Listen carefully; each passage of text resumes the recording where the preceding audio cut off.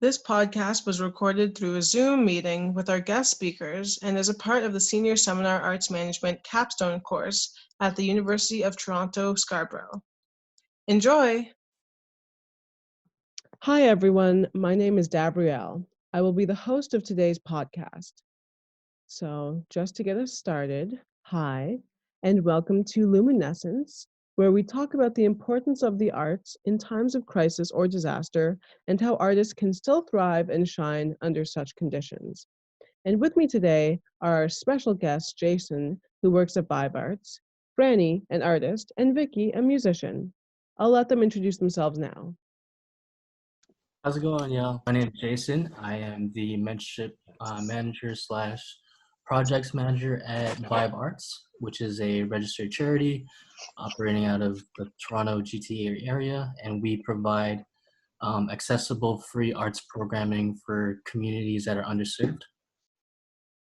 Amazing. Okay. Thank you, Jason. How about you, Frannie? So I work as an artist and I live in Scarborough. I paint murals and I facilitate workshops in different communities around the city.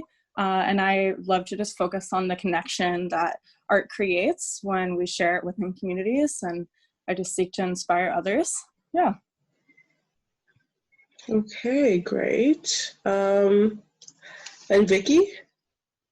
Hi everyone, my name is Vicky and Ayo. Hi Jason. And yeah, I am a singer and songwriter, and as a musical and performing artist, I go by the name Earlybird. And I also do visual art, and I do a specific like my style is kind of in blind contour drawing, and as an artist at Vibe, I facilitate workshops and teach this style of art. Yeah, so I've been doing some workshops up in Markham before, and throughout Toronto before this all happened. But yeah, and here we are. Okay, thank you again for being here with us. Now, let's talk about what happened to our original event. It is the end of March. We are in Toronto, Ontario, Canada, and the COVID-19 crisis has really impacted the arts. And just to give some background about myself and my group, the ArtLight Collective, we are a part of a capstone course at the University of Toronto, and one of our missions was to put together an event that would engage with emerging local artists. Now, because of COVID-19, we have had to put our original plan of having an immersive paint night and have artists make their art and live music on hold. So instead of that, we are making this podcast to showcase some emerging Toronto talent in a different way. From your perspective, what happened on your end? What are your feelings towards everything that has gone on? I could start, I guess. Yeah, leading up to the event, the Luminescence event, I mean, you guys as a team definitely put in a lot of work, a ton of work. And me kind of supporting you guys and ensuring that whatever choices you made as a group, as a team, we were willing to support you 100% of the way.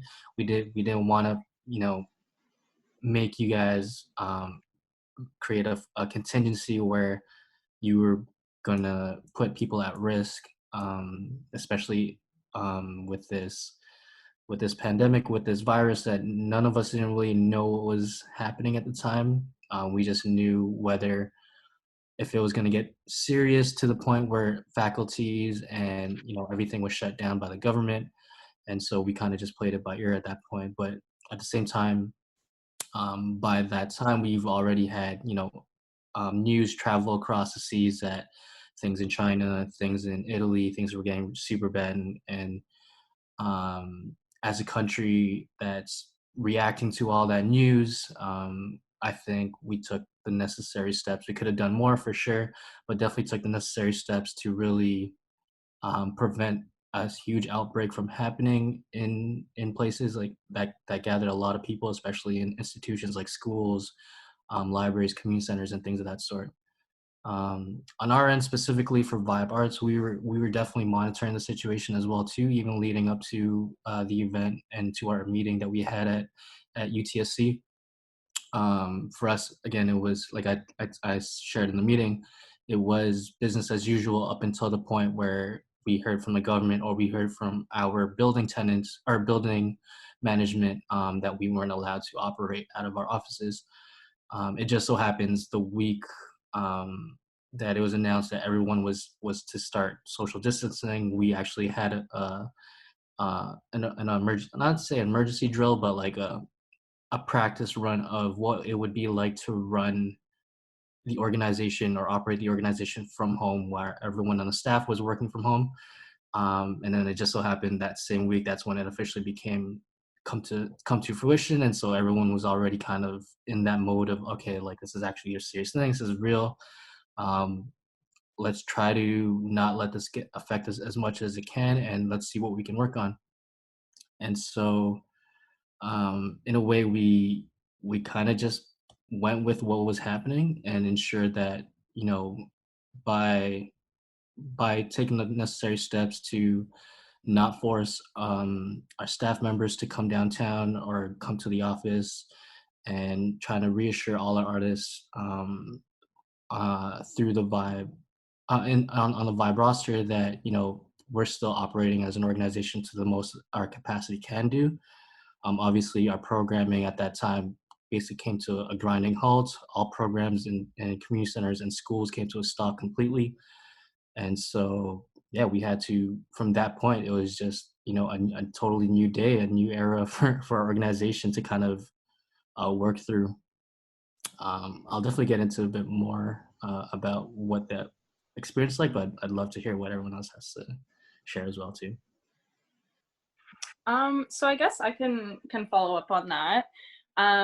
As an artist, I found it, like, when it all started to happen, I guess we kind of also had the privilege living in Canada to see things like start happening around the world and you know a bit what to expect. So like even with the live painting, by the time I had followed up with my bio and stuff, I wasn't sure that that was actually, you know, going to be taking place. And so adapting to that, you know, it can definitely be disappointing. I've had other things be canceled as well, but I've just been focusing on taking care of my mental health and then doing what I can from home. So like, you know, working on my own art, applying for things. I know like there's a lot of organizations that are still moving forward with things, like Street Art Toronto is still putting out their calls, and so I've been like responding to those. Yeah, it feels like it all happened kind of fast. And I think most important thing for me right now has just been taking the time to practice self-care, social distance, and yeah, and then trying to stay connected. So things like this podcast, I'm really grateful for, to have the opportunity to like talk with other artists and share what we're going through. Sweet. Yeah, I just counted and it is day 19 for me. Oh my gosh. Yeah, I just remember the first day kind of happened not too intentionally, but I had a class and my prof emailed like the night before to let us know that the morning class on the Thursday morning would be canceled because he was sick, and the university asked him to cancel his classes for the rest of the week. And lo and behold, the next day, so I didn't go to class that day, and then on the Friday, everything was canceled. And from then on, I remember just like on social media and everything, like everywhere I turned, everything was just canceled. Mm-hmm. From like the local events to like the big kind of global things as well. And then yeah, but it's been yeah, it was very overwhelming at first because yeah, just the thought of staying at home for like a month was really daunting, especially like as an extrovert. And I was like freaking out and thinking about like how I would get through. And then that's when I called a friend, and she told me that well, first of all, I'm not all alone. I have the luxury of living at home with family, and they're not people I hate. Like, in fact, I love them. And yeah, it's like just taking it one day at a time, really, and making the most of the time and giving myself like a routine and schedules. And yeah, in a sense, it's like we've all gained time. And at first it was also just like trying to make, or at first I was approaching it kind of approaching it as like, oh, I'm gonna make the most of this time and like do this and this and this and this. And I was a bit like overachieving. So now I'm like, I'm realizing it's a marathon. It's not like a sprint, and you have to take it day by day, and just like the main goal is just to get through the day, and and anything else is a bonus. Yeah, but it's been quite a transition for sure. But knowing that the whole world is kind of in it together is like a very like oddly like a comforting and unifying feeling. But yeah, we're all in this uncertainty together. Yeah, we are. Can you tell us a little bit about your practice as artists or art workers? How would you describe yourselves? Sure, I can start. So yeah, with my role that I shared, being the mentorship coordinator as well as the project manager for VibeArts. So my work really depends on working with an artist roster of about 27 artists. All these 27 artists are emerging artists. They've either been working with Vibe for about 3 years or less. And these are artists of all different backgrounds, all different artist backgrounds, as well as in terms of like what their medium is in terms of their art practice.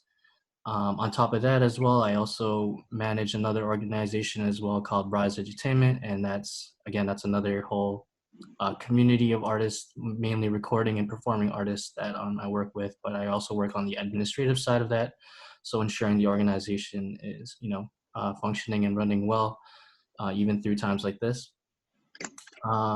Essentially, yeah, like me as a person, I actually had not too much of a hard time adjusting to this. Personally, I'm an introvert. I stay home as much as possible. Everyone that really knows me, especially in the arts community, knows like this is what I do on the daily. But I'm super privileged and super aware that like my position right now is one of a privilege, and I'm happy to be able to support as many people as possible I can, and provide resources to artists who may not be in the same position as me. And so my focus now kind of has shifted from not just preparing artists for VibeArts programming, but also now kind of supporting them in how do you access the relief funds, how do you turn the skills that that you use on a daily to create to now find ways to turn them into income generating opportunities, or how can I connect you to the right people to ensure you get the learning that you need to start your own business, to essentially grow and get through times like this. So my role as the mentorship coordinator for Vibe has kind of like grown into something even bigger, essentially, in that now I have to provide more supports outside of the arts programming that we do, and more personal tailored supports in ensuring that our artists make it through this tough time. We don't necessarily are able to give artists consistent opportunities, especially with what was happening with the city's bargaining between teachers and schools, and not teachers and schools, but school boards. And so that had a huge effect already on our programming. And so now this is even worse, and it's kind of shut down everything. So now it's like, how do we pivot and continue to create new opportunities even in a time of uncertainty and stuff like that. So right now, like my role has always been about supporting artists, but now it's become even more important, and ensuring that when we get through all this, that we can get back to what we were doing before as quickly as possible, or as smoothly as possible, without having to work through any issues that may have developed because of what we've been going through right now. Totally. Thank you. Frannie? Yeah, so as I mentioned, I work as a freelance artist. So I paint murals around the city, and I also facilitate workshops. And I do that in a number of ways. One is as an established artist with Vibe. And so before this took place, actually, I'm also doing a program right now. It's called Biz Start. And it's like a small business incubation program where they have 35 youth who are given funds, like it's essentially kind of like a class. So we're learning about having your own small business, but we're paid to learn, which is really great.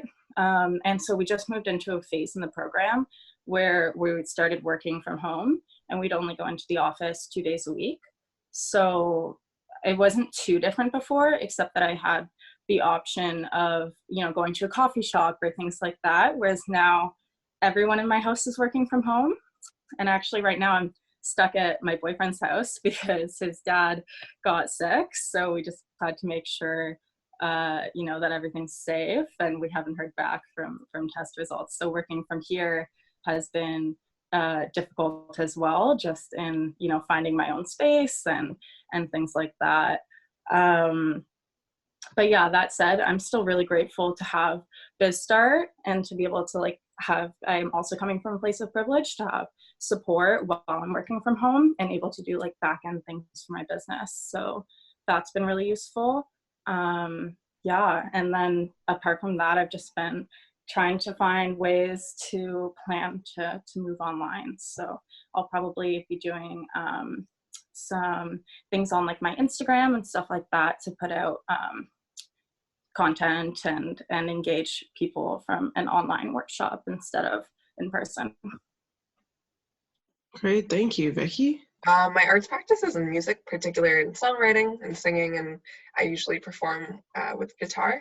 But yeah, I've actually, in the first couple weeks, it was hard to force myself to just write. I guess yeah, it was just kind of a little jarring, and I couldn't bring myself to write. But slowly in the last few days, I've been getting more eased into, and I just found myself naturally writing, which is really nice. I started this exercise called free writing, where I just yeah, it's exactly what it sounds like, free writing. So whatever comes to mind, just the goal is to fill the page. So I've found that helpful, and yeah, I've been able to write a little bit throughout this time, which is really sweet. Yeah, so I'd like to continue that, keep that more consistent. And yeah, I've also been, I guess, challenging myself to do a drawing a day.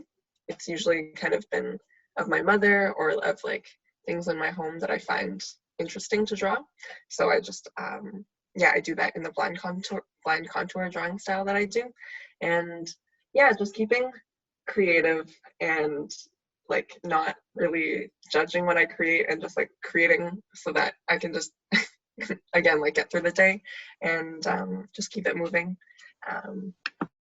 Yeah, I've been finding that I'm also dancing with my mom a lot, just mainly for exercise, which is really sweet.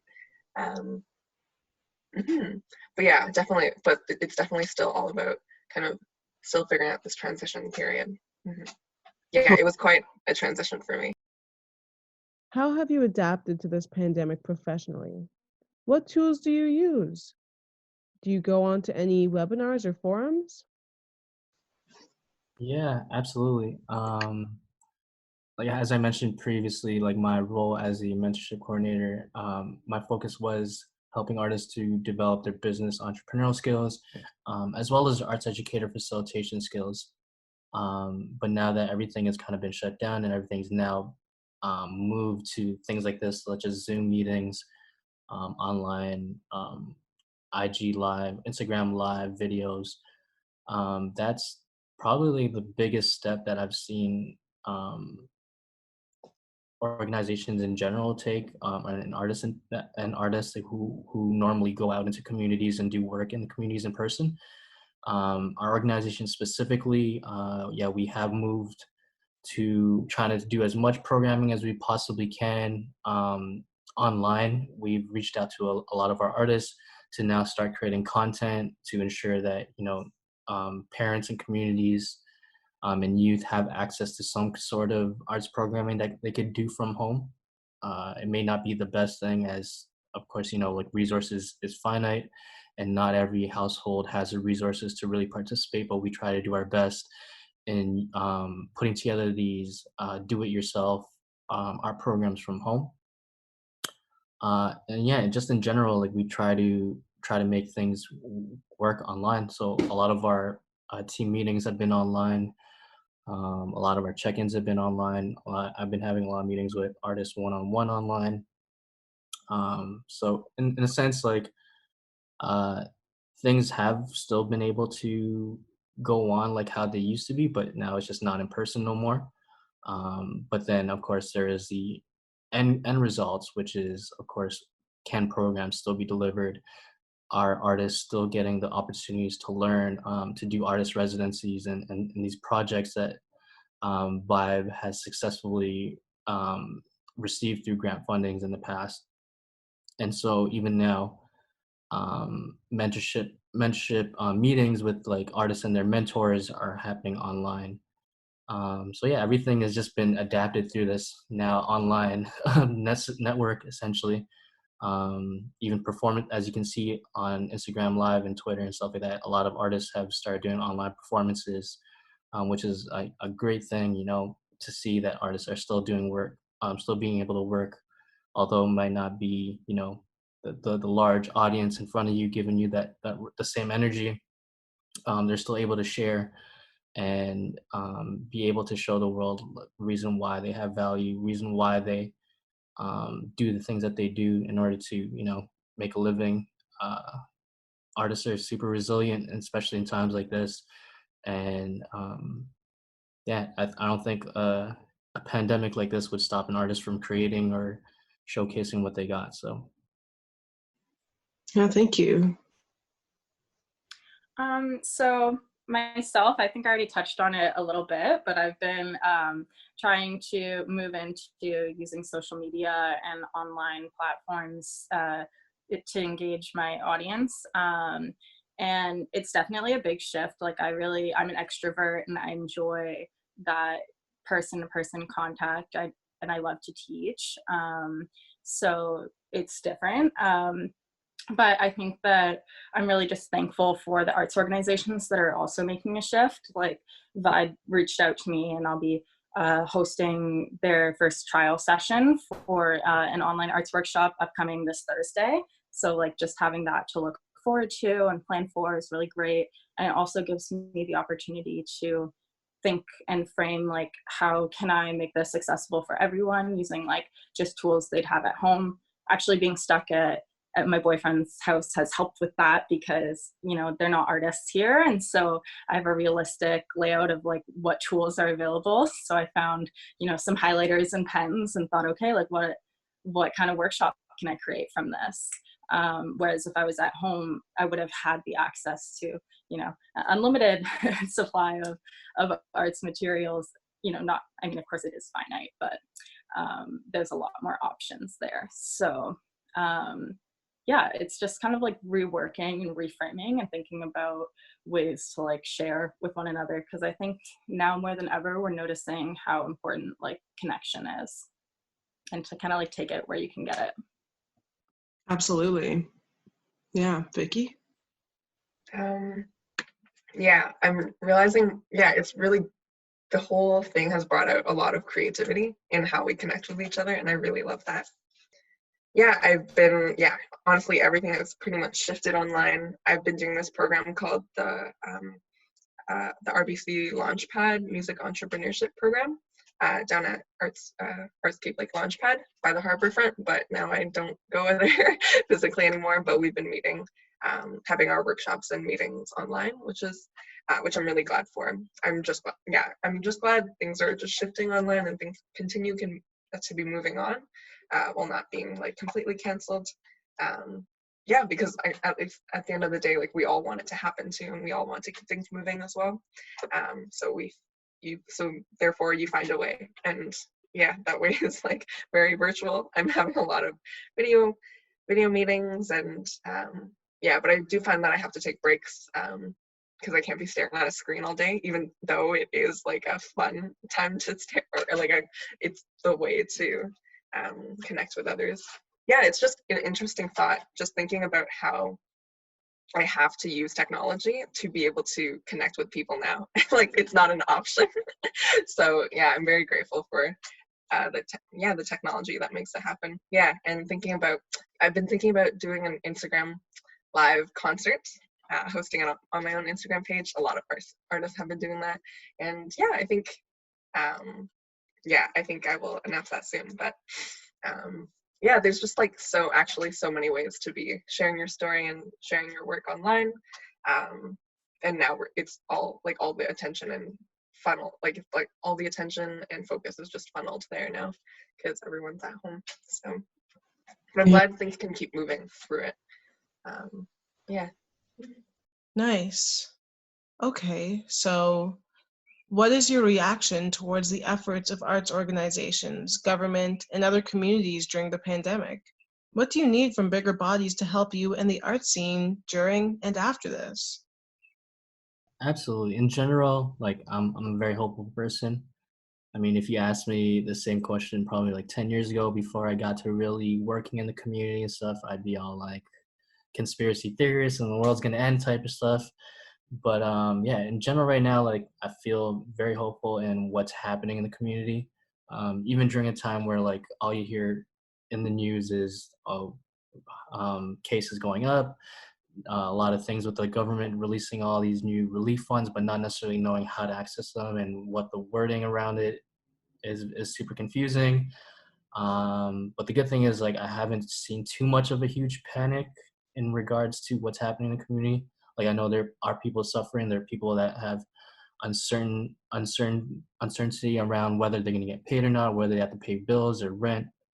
So on that front, I feel like yes, the government definitely needs to do more in terms of um, ensuring the community, ensuring in the residents and citizens that in a time like this, like it calls for desperate measures and desperate actions, whether that is meaning suspending rent pay and bills pay and stuff like that, making sure that people can't profit off of times like this, off of people who are vulnerable.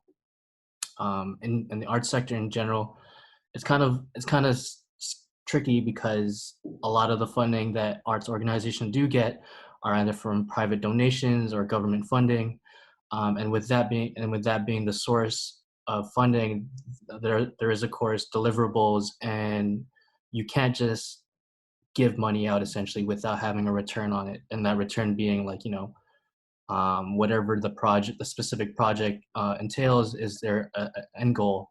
And of course, with each project, that end goal has to be achieved or somehow be worked towards. And so money can't necessarily go out that way that easily to artists who of course are in need. And so I think in response to that, a lot of arts organizations have started to pivot, have been working with these funders and government bodies of funding to really go back and forth and see what can we actually do, what can we rearrange so that we can get funds to artists as quickly as possible, especially during this time where rent's about to be due. Even if it's not supposed to be paid, it's going to be due in like less than 2 days. So how can we get artists paid? How can we something that was meant to be done later on in the year, can we defer that, or can we make up a new activity or a new outcome that can be done as soon as possible, but as well benefit them in a way that learning from an experience like this, can they be prepared for the next time? In general, yeah, arts organizations right now are kind of have their hands tied, depending if they have the flexible funding to just really be able to support artists for the sake of supporting them. And I feel like that is something that this is something that going forward, a lot of arts organizations are going to have to look for and account for, because you can't just leave artists high and dry out there. As much as you're this great organization, it really comes down to the quality of your artists, and if your artists aren't being taken care of, then your organization is nothing really. So like moving forward from this this whole chaos and whatnot, that is definitely something that our arts organizations will be looking into, having that reserve fund, or ensuring that, you know, in the time of emergency, that they have something that they could just push out without any barriers and red tape to ensure that artists are taken care of. But in general, I am seeing a lot of great artists, local artists, especially in our communities, stepping up to the plate and opening up their resources, sharing as much knowledge and support as they can, even like, you know, fundraising for families in need, women, young mothers and single mothers in need, people who have lost income through canceled gigs, and just artists who just need the extra support from losing all the income that they were supposed to generate from the loss of gigs. And you see a lot of that, definitely, if you just take a gander through social media, and I think a lot more of that is needed. We have all these celebrities and philanthropists who are out there who, you know, can give more and should be giving more. Not to say that they haven't been giving, but definitely the more they can give, the better it is for everybody. And the more we work together, the more we support each other, the quicker we'll be able to move past this, and as well as grow in a more positive, holistic way, as well as a way that, you know, things like this won't impact us as severely it has done now. So Yeah, absolutely, absolutely.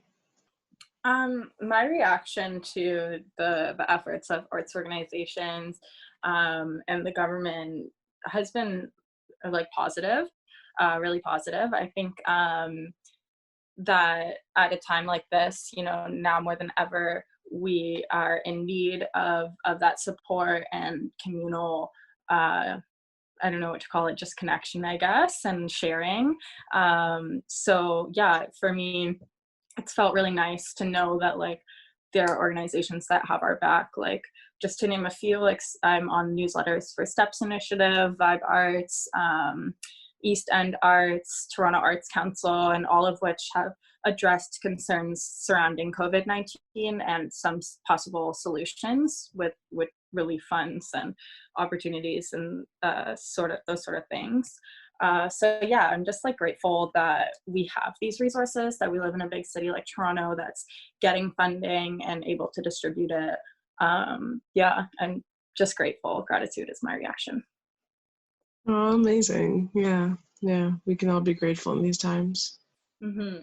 It's quite unprecedented. Like, I mean, the whole situation was quite unprecedented, and so it's kind of hard to compare or know what the appropriate government or like government reaction or response, or response from arts organizations should be.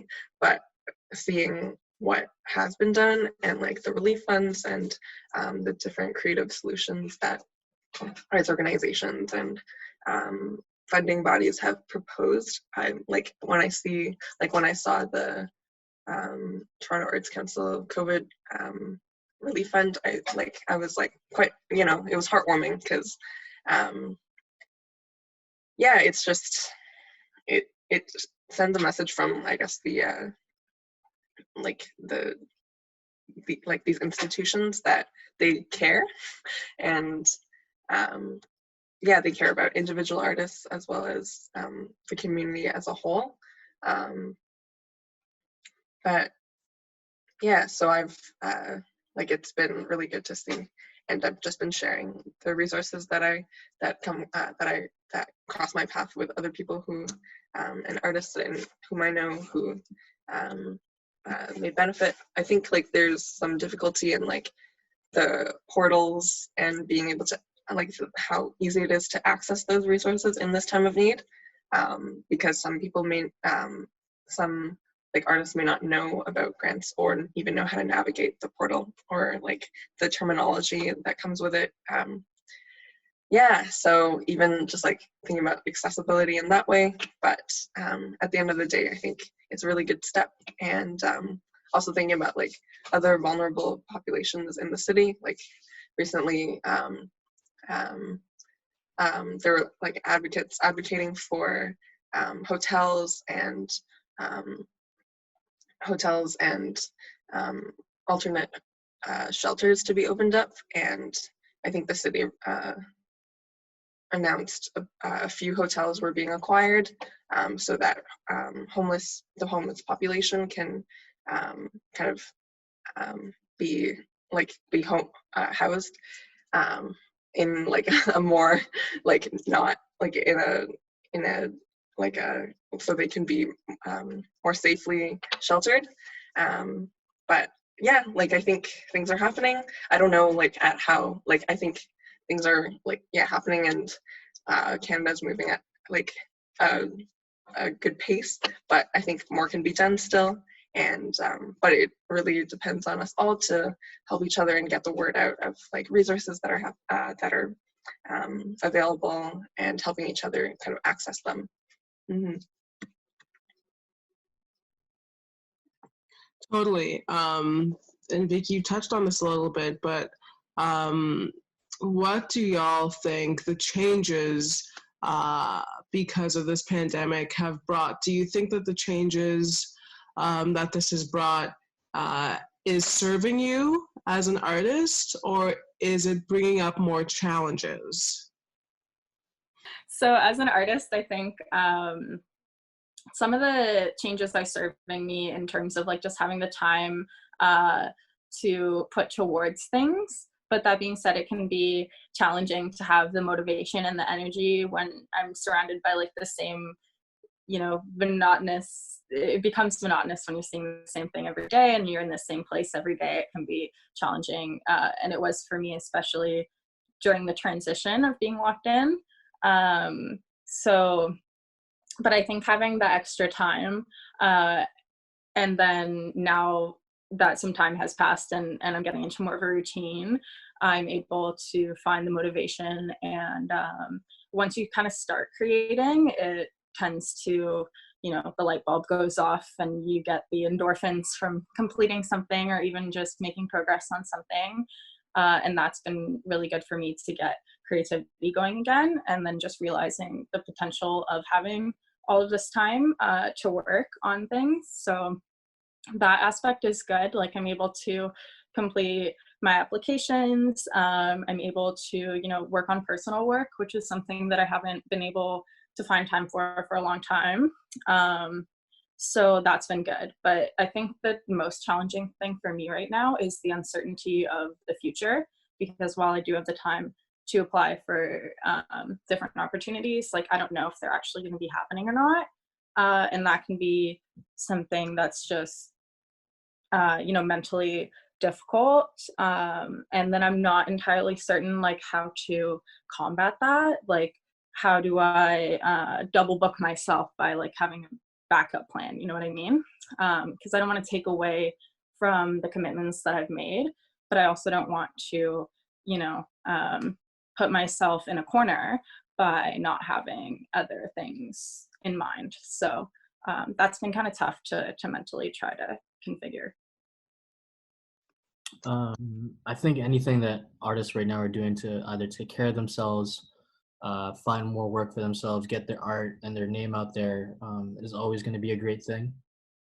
This shows artists' resiliency, their undyingly grind to make do with whatever the circumstances is, and to see that is super uplifting and super motivating for everyone to see.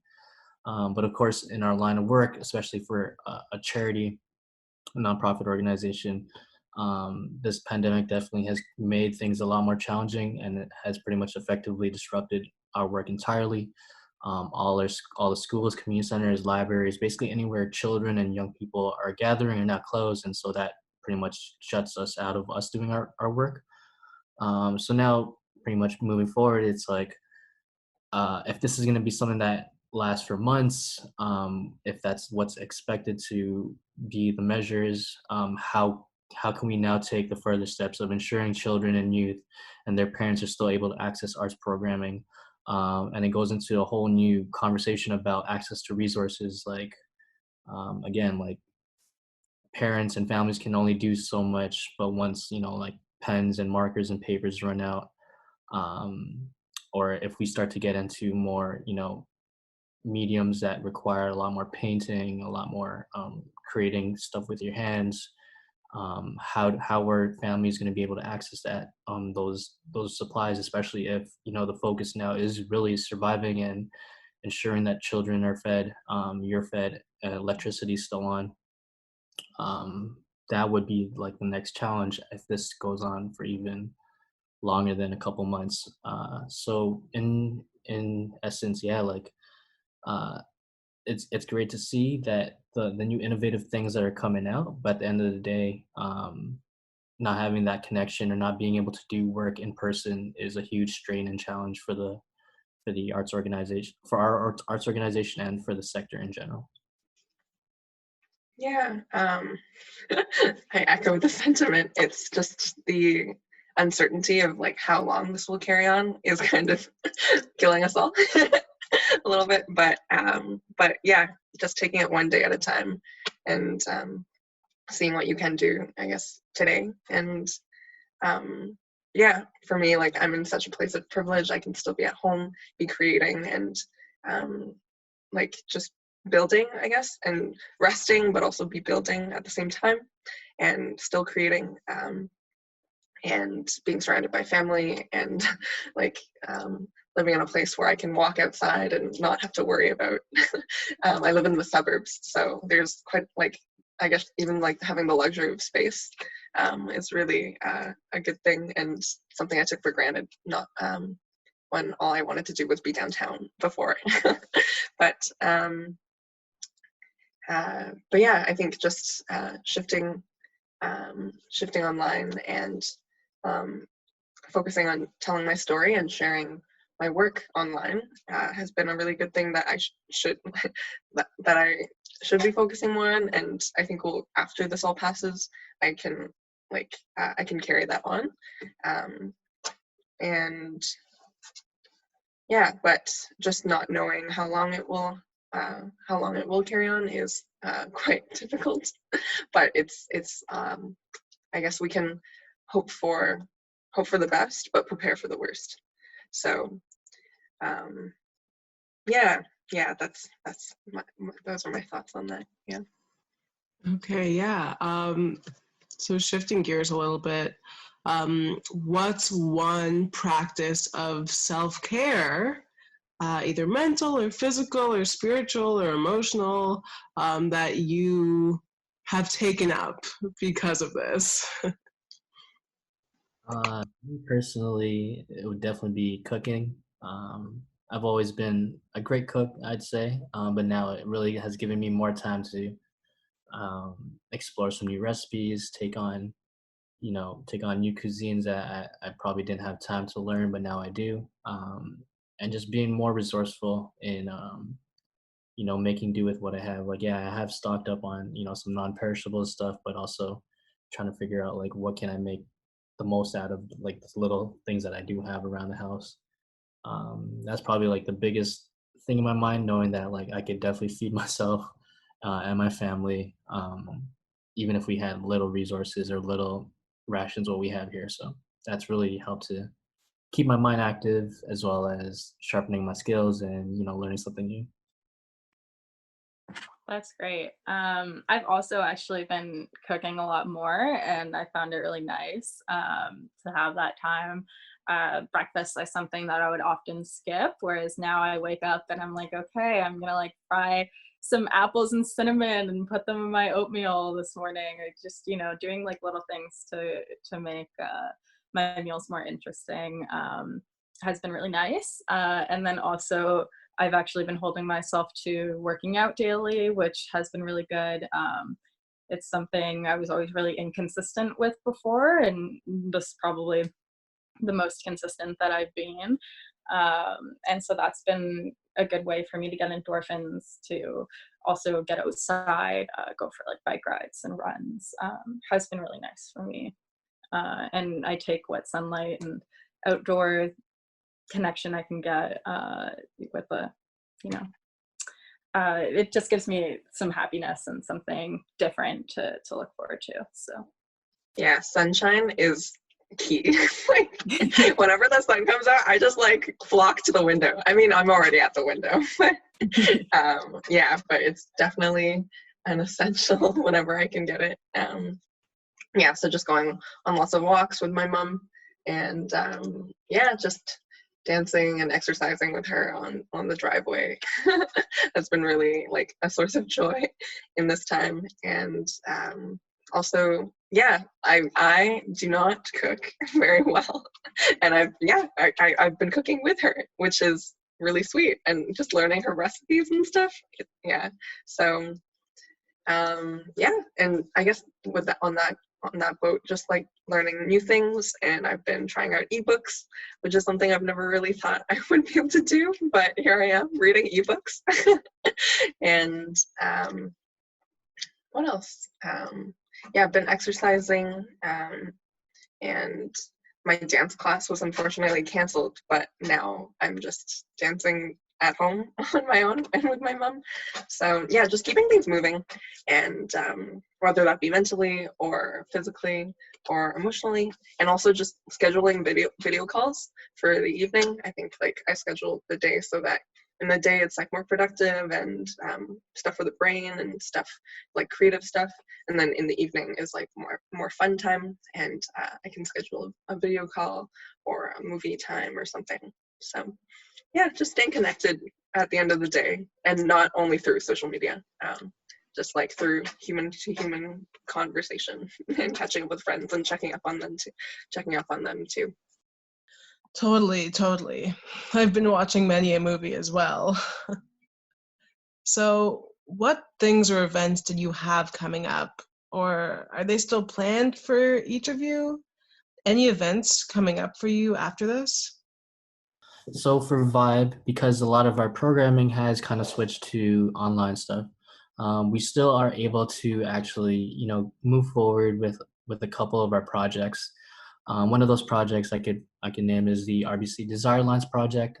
Vicky was actually a part of that project in the last year, where she got to create her own program, her own arts program, and deliver in a community, as well as create a large poster art creation piece that she was able to now display at a TTC subway station. And so we're actually doing the second round of that program still now, but it's kind of shifted and changed, where we're actually allowing artists this time around to create an online workshop, just so in case that this self-isolation stuff, self-distancing goes on for longer than beyond the summer times, at least artists will be prepared and be able to deliver some arts programming as well online. So that's still happening. We also have another program called the Next Mentorship. Next Mentorship is actually geared towards Black artists in the city. It's meant to create a network for Black artists to really connect, as well as find mentorship from established artists in the community as well, primarily from the VibeArts roster. But this year, this second time around, we're actually opening it up to the entire city. So we will be putting out call outs to artists in the coming weeks. And that also is 50% mentorship as a mentorship program, as well as the opportunity to create artwork that will be exhibited at an exhibition or a gallery in a date that will be decided later on. We're still planning for our Arts in the Park program. Once all this social distancing stuff does get lifted, we're hoping that in the summer we'll be able to have our dance classes in the park and a summertime DJ dance battle. We're very hopeful, but at this point, we gotta work with the government on this one, so it may or may not happen. But at the same time, we're super hopeful that it does, and it'll be a great way for us to really get communities connected again in a safe way. And lastly, for Rise, we still continue our weekly Monday open mic show. It will be happening on Instagram Live today at 7:00. So if you're an open mic if you're a performing artist and would like a chance to hop on the mic, online mic, we're still able to do that for an hour at a time. So yeah, if you have any spoken word poetry, songs that you've written, or any raps, if you just hop onto the Rise Instagram at RISE_EDT, we do that every week on Mondays. Yeah, I had so many things, or like it was just canceled, and then I have my own things canceled, which is unfortunate, but it's only an inconvenience, you know. So yeah, but all these things are kind of postponed. I had through school, I had been planning to do some recording at a studio downtown, and then some music recording, and then also shoot a music video for it with a group of students, as well as a show to release that music video, which was all supposed to happen before April, the end of April, but now that will be postponed to the summer or even beyond.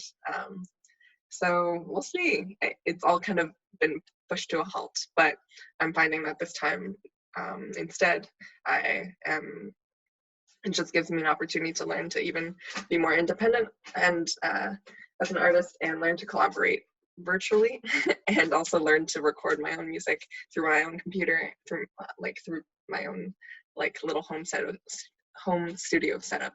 So yeah, but yeah, but nonetheless, that being said, just when things go back to normal, like I'm glad those are things I can look forward to and can be planning for in the future. Mm-hmm.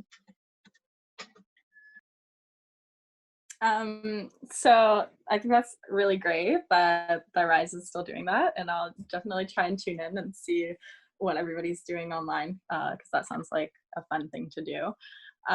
But myself, I've been working on some stuff from home. Once I'm able to actually go back to my house, I have a sculpture there in my basement right now. It's of a hippie van that I was sponsored to paint. And those are going to go up in July as part of Mariposa Folks Festival's 60th anniversary. So they're doing a public art installation of 30 hippie van sculptures that are each painted by different artists. And yeah, they're going up, I think, until October. And so that's something fun. I don't think that the COVID will affect their installation, but it might just affect if things are still happening around then, like who's able to see and interact with the hippie vans, as well as the festival itself will hopefully still be able to take place. I think if Mariposa is canceled, that would definitely be unfortunate, seeing as it's their 60th anniversary, and you know that's kind of what prompted the whole art installation to begin with. But I'm still grateful to just have something to work on. I can do it from home. It's pretty heavy, but I'll probably be pulling it outside and getting some work done out there, which is nice. Normally this time of year, I would be reaching out to some of my private clients that have expressed interest in having murals on like their garage doors and stuff like that. But given the COVID, I'm just shifting into, you know, doing what I can from home and stuff like that. So it's a little bit disappointing to not be able to be like working outside and stuff like that, because I really do enjoy that communal atmosphere, and just I love creating murals outside. But you know, I think like Vicky said, just got to take it day by day. And you know, I think it's really important to just be grateful for what we do have during these times. So I'm grateful, you know, to have BizStart, to have the opportunity to paint the camper van, and to be able to still connect with you guys online through these things and talk about it is really nice. So just counting my blessings and doing what I can. Totally. I'm grateful for all of you. So we're coming to the end. Where can we find you? How can we follow your journey? Who are you on social media? What are your websites? Yeah, you can stay posted about VibeArts at anywhere on VibeArts.ca is our website. On all social medias, we're VibeArts. Same thing with Rise, we're Rise_EDT. So we keep pretty up to date and posting daily, essentially. Yeah. You can find me online. I usually update my Instagram, which is at Frannie Potts, FartsyPotts. Yeah, so you can find me there. And I'm going to be posting more often and coming out with some Instagram live workshops, so you can stay tuned for that. So the best way to keep updated with me and my music and stuff is probably on Instagram. So I'm at the Earlybird Sings. Okay, amazing. So, friendly reminders, along with this podcast being posted will be some resources for artists and gig workers when this is up on Spotify, Apple, and Google Podcasts.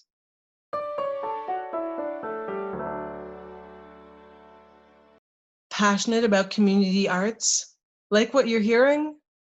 VibeArts is a nonprofit arts organization that provides high-quality arts programs to children and youth in marginalized communities. If you would like to continue to support the work of emerging artists like Frannie and Earlybird and arts workers like Jason, please consider donating to Vibe at vibearts.ca/donate.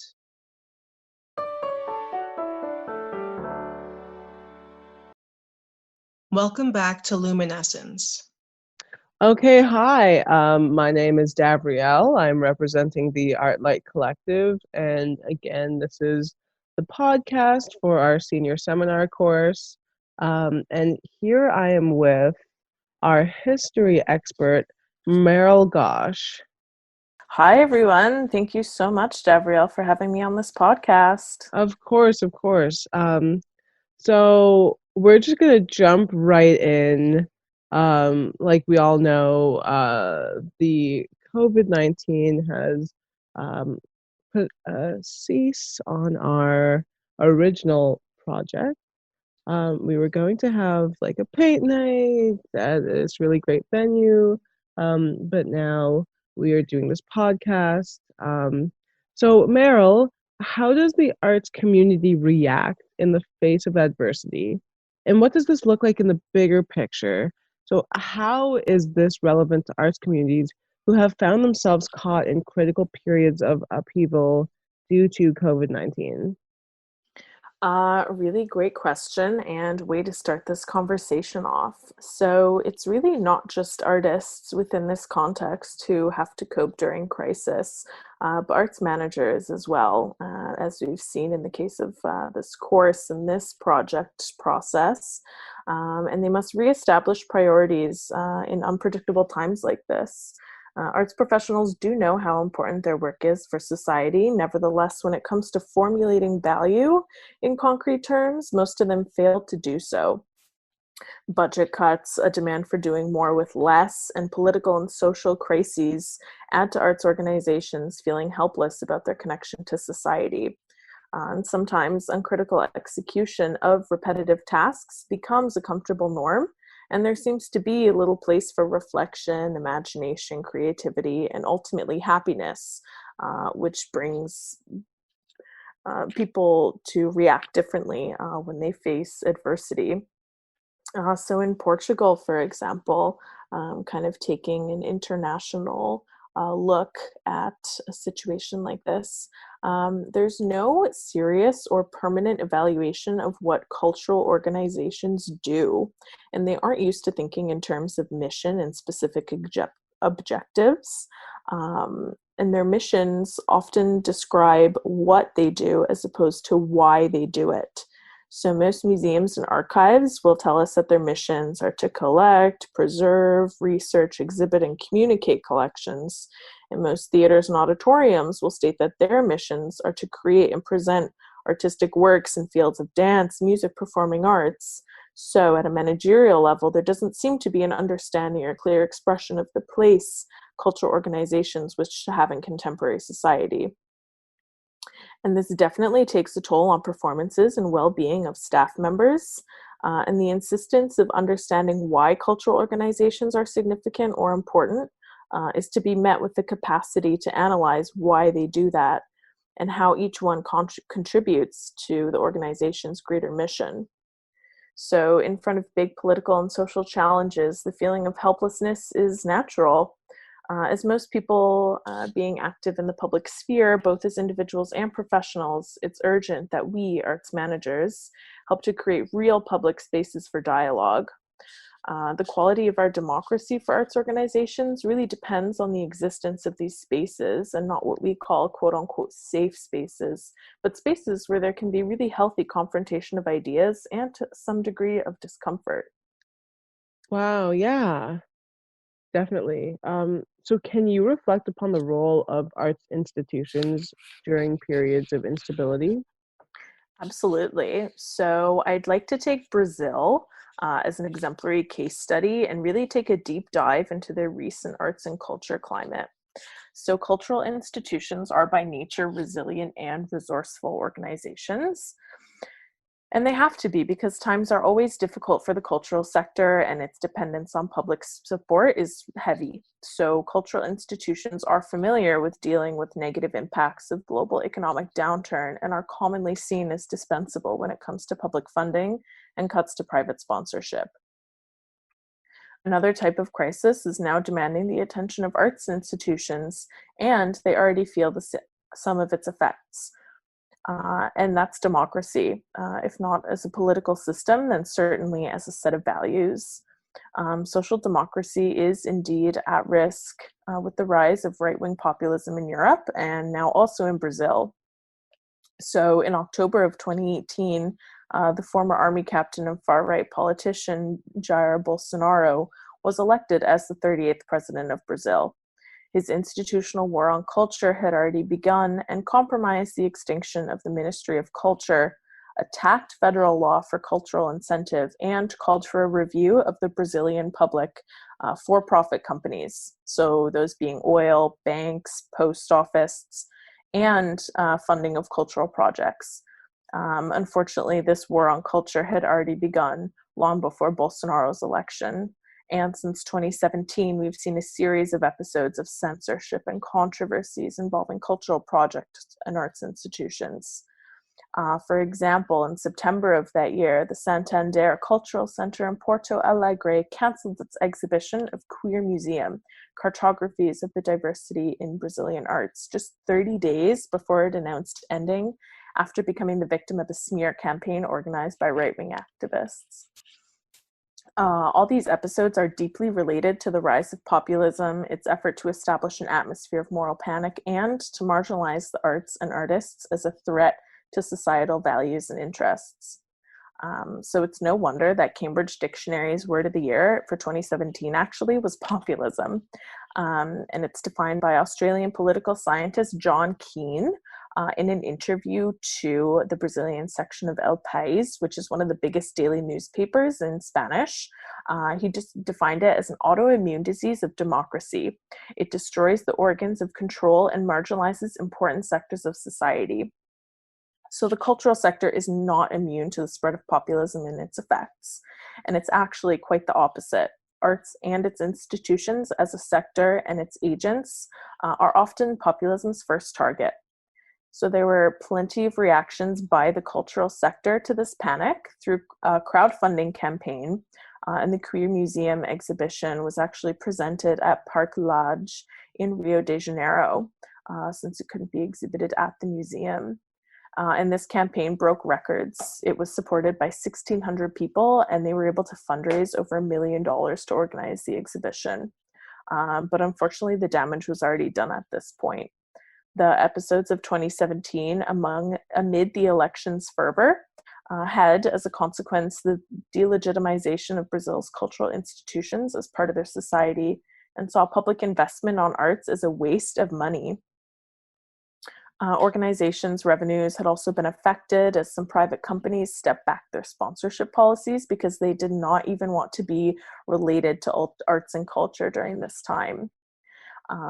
And later that year in November, to continue this strife, there was a play called The Gospel According to Jesus, Queen of Heaven by Joe Clifford, with a transgender actress, Renata Carvalho, was presented at the Goethe Institute in Salvador. And this was an alternative performance venue after the presentation in a public theater was canceled last minute by a court decision. They stated that the play was extremely offensive to the morality of humanity, even though the play was never read or seen by the court. So Manfred Stoffel, director of the Goethe Institute of Salvatore since 2015, holds that the Institute has a role in offering institutional support in such situations and alerts arts managers about an invisible risk. The space was threatened by far-right groups in July 2018 for hosting an exhibit about gender and sexuality. So decades before this, the Goethe Institute in Salvador had already had an important role in supporting artistic groups and movements during the Brazilian military dictatorship from 1964 to 1985. It hosted movie festivals, dance and theater performances, and even the annual assembly of Unified Black Movement Against Racial Discrimination in 1978, after the federal police prevented the event from being held in other spaces in the city. So as a sign of current times, in 2018, the Goethe Institute included for the first time in its strategic plan the promotion of civil society as one of its main goals. Wow. Okay. Wow. That's really eye-opening. So it sounds like there's no way out of a crisis without finding a way through it, right? And that adversity comes with the chance to change. So what would you say about leaders and their teams in terms of being bold and strategic in times of crisis and compromise? So in this Brazilian case, where most cultural organizations are governmentally funded, it may be difficult for cultural leaders to confront the political establishment without threatening their own jobs and even their institutions. So the situation might require us to imagine a different model for marrying political activism and art making, one that's not necessary, that's pretty non-institutional. So in times of crisis of democracy in particular, cultural institutions do have a role of protecting cultural heritage and artists, both symbolically and physically, and listening and giving voice to those who need it, resisting and criticizing one's in power through curation and programming, importantly. And they even have a role of fighting for their own existence. So, of course, cultural institutions are not obliged to take any of these tasks on, but they can. And why choose to stand by when you can do something? So for those who cannot act, to exist is already to resist. But for those who can, they have to take advantage of their possibilities and embrace their role, either as main agents or as partners. Thank you so much, Meryl, for taking the time to educate us a little bit about the history of arts institutions through change and the catharsis and transformation that art can have during times of instability like we are currently in. So again, thank you so much to our historian, Meryl. Yeah, thank you for having me. Really happy that I could shed some light on the situation and really zoom out to the bigger picture. And I look forward to hearing your conversation with your artists. Yes, thank you so much. This brings us to the end of our podcast, Luminescence. Thank you for joining us today, and thanks to all of our special guests, Jason DeMata, Frannie Potts, and Vicky Wang, aka Earlybird. This podcast was brought to you by the ArtLight Collective, the Department of Arts, Culture, and Media at the University of Toronto Scarborough, and VibeArts, a nonprofit arts organization that provides high-quality arts programs to children and youth in marginalized communities. If you would like to continue to support the work of emerging community artists, please consider donating to Vibe at vibearts.ca/donate. This podcast also would not have been possible without the dedication and support of all of our collective members, including myself, Davriel, Aisha, Roy, Meryl, Sylvie, Jennifer, and our professor, Sherry Helwig. To keep up with my group, the ArtLight Collective, you can find us on Instagram and Facebook. And to keep up with me personally, I'm also on Instagram and Facebook under Davriel Official. Also, thank you for listening and following us through this journey. Stay home and stay safe.